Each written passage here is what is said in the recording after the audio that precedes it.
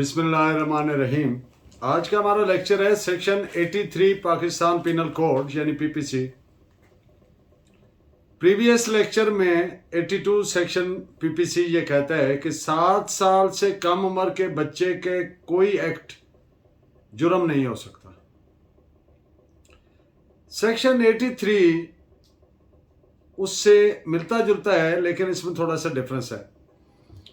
Section 83 ये कहता है कि कोई ऐसा फेल, कोई ऐसी चीज जुर्म नहीं है जो 7 साल से ऊपर और 12 साल तक की उम्र का बच्चा अगर करे तो, बशर्ते कि उसने अभी तक सफिशिएंट मैच्योरिटी अटेन ना की हो, इतनी समझ बूझ हासिल ना की हो कि वो अपने एक्ट का अंदाजा कर सके कि इसका नतीजा क्या हो सकता है, या ये ना समझता हो कि ये खिलाफ कानून है। अब मैं सेक्शन 83 पीपीसी की डेफिनेशन पढ़ता हूं और फिर आगे डिटेल कुछ केस लॉ भी आपके लिए सर्च किया है, उसकी रोशनी में बात करेंगे ताकि बात बिल्कुल क्लैरिटी से समझ आ जाए। Nothing is an offense which is done by a child above 7 years of age and under 12 years of age who has not attained sufficient maturity of understanding to judge of the nature of and consequences of his conduct on that occasion।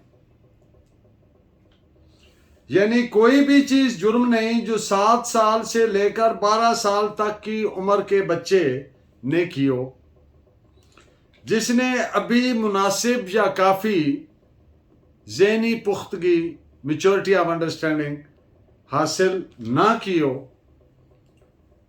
और वो उस मौका पर, मकसद जिस वक्त वो act हुआ, और वो उस वक्त उस मौका पर अपने कंडक्ट की नौइयत और उसका कॉन्सिक्वेंस, उसका नतीजा उसको जज ना कर सकता हो, अंदाजा ना कर सकता हो। सेक्शंस 82 और 83 पीपीसी दोनों सेक्शन ये कहती हैं कि अगर इर्तिकाबे फेल यानी एक्ट का कमीशन ऑफ एक्ट बच्चे ने किया है तो ये जुर्म नहीं होगा।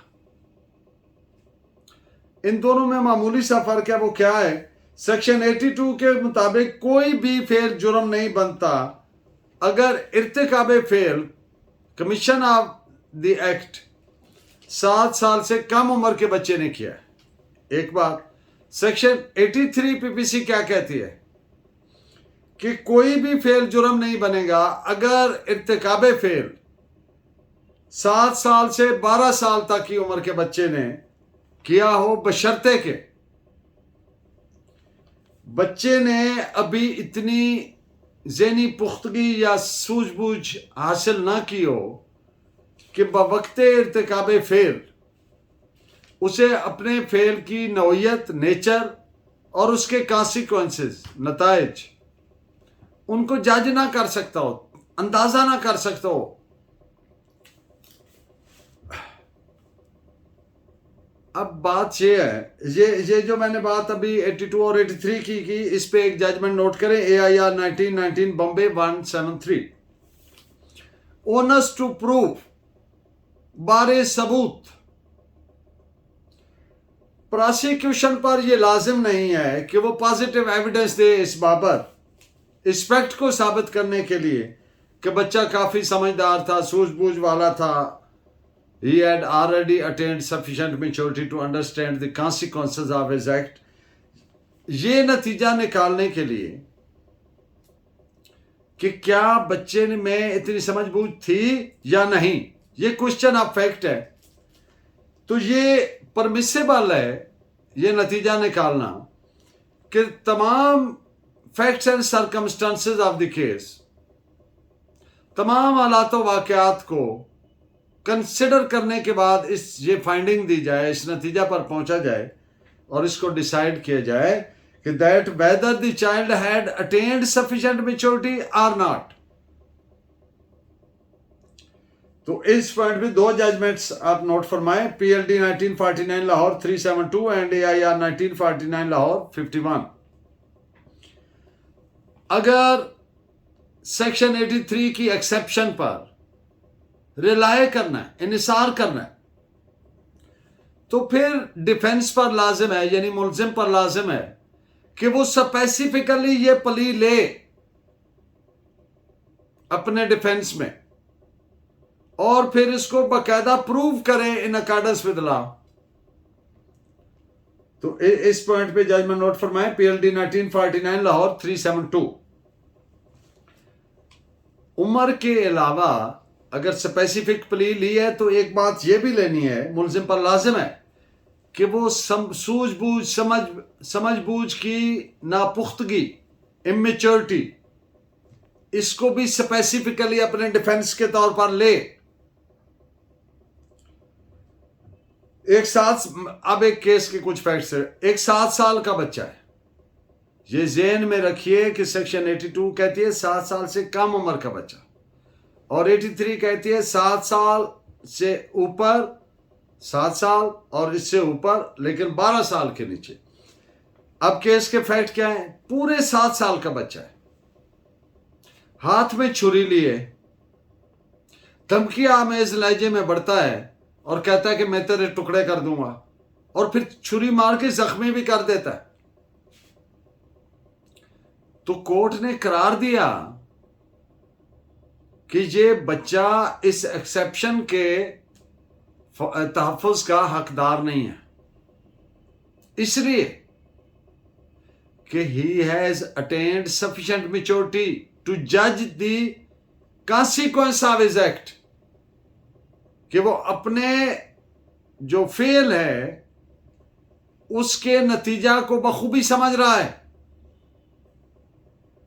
वो कह रहा है कि मैं छुरी मार दूंगा, बोटी बोटी कर दूंगा, और फिर छुरी मारता है, तो इट मीन्स के उसको पता है कि ये छुरी मारूंगा तो इससे वो क्या नतीजा निकलना है, तो उसको गिल्टी करार दिया गया और उसको सजा दी गई और उसको सेक्शन 83 का बेनिफिट नहीं दिया गया। This is reported as 2004 YLR page 1404।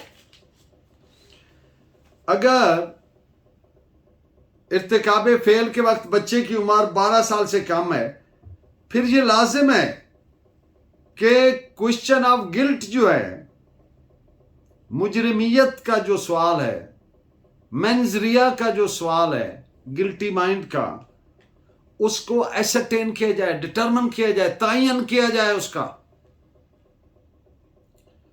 लेकिन अगर मुलजिम बच्चे की उम्र 12 साल से ज्यादा है तो फिर ये क्वेश्चन कि आया वो काफी समझ बूझ हासिल कर चुका है, बिल्कुल इररेलेवेंट नहीं हो जाएगा। ये फिर भी रेलेवेंट रहेगा अगर 12 साल से ज्यादा भी है, 12.5 साल है, 14.5 साल है, फिर भी रेलेवेंट है। और इसको अगर in the end of the day जब कोर्ट ने फैसला करना है, अपना माइंड मेकअप करना है रिगार्डिंग कन्विक्शन कि वेदर इज गिल्टी और नॉट, तो उस वक्त अगर कन्विक्शन पास करनी है कि ये गिल्टी है, तो फिर इसको मिटिगेटिव सर्कमस्टांस के तौर पर लिया जाएगा, सजा में कमी के तौर पर यह काम आ सकता है। This is reported as AIR 1977 supreme court 2236। 12 साल से ज्यादा की उम्र की सूरत में क्रिमिनल लायबिलिटी से इस्तिस्ना नहीं है, एक्सेप्शन नहीं है, फिर क्रिमिनल लायबिलिटी को फेस करना। भले इस नाबालिग को जो 12 साल और 6 माह का भी है, उसको सूझबूझ और अभी ज़हनी पुख्तगी हासिल नहीं हुई, फिर भी इससे फर्क नहीं पड़ेगा। Criminal liability will have to face, criminal liability ऐसे ही फेस करना पड़ेगा जैसे कोई शख्स भी फेस करता है, क्योंकि वो अपने जो प्रोटेक्शन प्रोवाइडेड इस उम्र की हद तक उसको आगे। This is reported as AIR 1959 Allahabad 698। उम्र 11 साल से ज्यादा और 12 साल से कम थी, लेकिन मुलजिम बच्चा काफी ज़हीन, चालाक और क्लेवर था, इंटेलिजेंट था। जो बखूबी अपने एक्ट्स के नताइज को समझता था, तो फिर ऐसी सूरत में इस एक्सेप्शन के तहत उसको बेनिफिट नहीं मिलेगा और वो अपने एक्ट का कॉन्सिक्वेंस का जिम्मेदार होगा, यानी उसको कानून के मुताबिक सजा मिलेगी। This is reported as AIR 1950 Orissa 261। जब मुलजिम बच्चे यानी 7 साल और 12 साल के दरमियान की बात कर रहा हूं, चाकू पकड़कर जख्मी कर दिया और जैसा कि मैंने पहले अर्ज किया, वो सारे फैक्ट्स इस केस के भी वही हैं। इसमें आप जजमेंट नोट करें, AIR 1950 उड़ीसा 261 डबल बेंच का फैसला है ये। अब वाइकेरियस लायबिलिटी क्या बच्चे पर आयद होती है? कौन सा बच्चा? सेक्शन 83 वाला बच्चा, 7 और 12 के दरमियान वाला बच्चा। तो बात चाहे 83 है चाहे 82 है, तो बच्चा जो एंटाइटल्ड है एज के लिहाज से एक बेनिफिट का, उसका कोई पार्टनर या साथी या उसका कोई family member, joint family system है, अगर कोई जुर्म करता है और वो साथ है, तो फिर वो वाइकेरियस लायबिलिटी के तहत उसको लायबल नहीं ठहराया जा सकता। नियाबती जिम्मेदारी, वाइकेरियस लायबिलिटी, तो वो इस बच्चे पर नहीं आएगी क्योंकि वो एंटाइटल्ड है उस बेनिफिट का, which is provided by sections 82 and 83. This is reported as AIR 1945 Lahore, page 238. अब थेफ्ट का केस है, बच्चे की उम्र है 9 साल। अब फैक्ट ऐसे हैं कि 9 साल के बच्चे ने नेकलेस चोरी कर लिया और चोरी के फौरन बाद जाके उसको फरोख्त किया, तो अदालत ने करार दिया कि इस बच्चे को पता था कि मैंने चोरी की है, इसलिए इसने इसको फौरी डिस्पोज ऑफ करने की क्योंकि वो उस एक्ट के नतीजा को समझता था,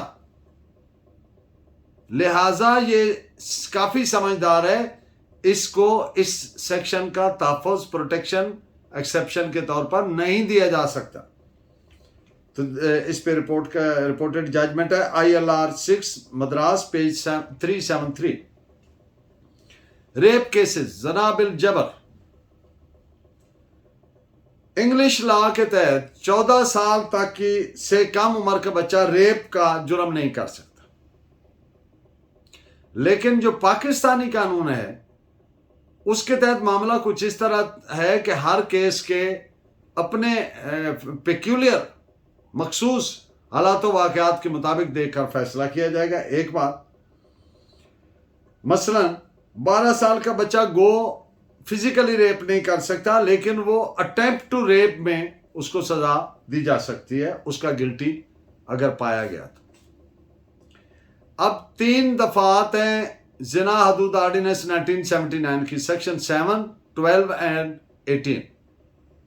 इन तीनों को मिलाकर पढ़ें तो नाबालिग और बालिग की बाबत जिना बिल जबर के मामले में डिस्टिंग्विश और डिफरेंशिएट किया गया, इम्तियाज किया गया, दोनों को अलग-अलग जराइम करार दिया गया और दोनों के लिए अलग-अलग सजाएं मुकर्रर। यानी सेक्शन 7 के तहत अटेम्प्ट टू रेप जो है सेक्शन 10 के तहत जुर्म नहीं बनता, बिलखसूस जब सेक्शन 10 के शुरू में ये अल्फाज दिए गए हैं, subject to the provisions of section 7, जिसका मतलब यह है कि इर्तिकाब जिना बिल जबर की अटेम्प्ट अगर बालिग मुलजिम ने की है तो लायबल टू ताजीर है, जिसकी मैक्सिमम सजा है 12 साल और 6 महीने। अटेम्प्ट की बात कर रहा हूं बालिग की सूरत, और ये प्रोवाइडेड है सेक्शन 10 सब क्लास 3 में। और इसकी 1/2 लायबल टू ताजीर है, तो इसकी 1/2 कर ले। लेकिन under section 7 of the Zina Hudood ordinance, जब जिना बिल जबर की अटेम्प्ट नाबालिग शख्स ने की हो तो फिर उसकी मैक्सिमम सजा 2 साल और 6 महीने होगी। This is provided by PLD 1984 supreme court, pages हैं 400 and 402। Thank you very much.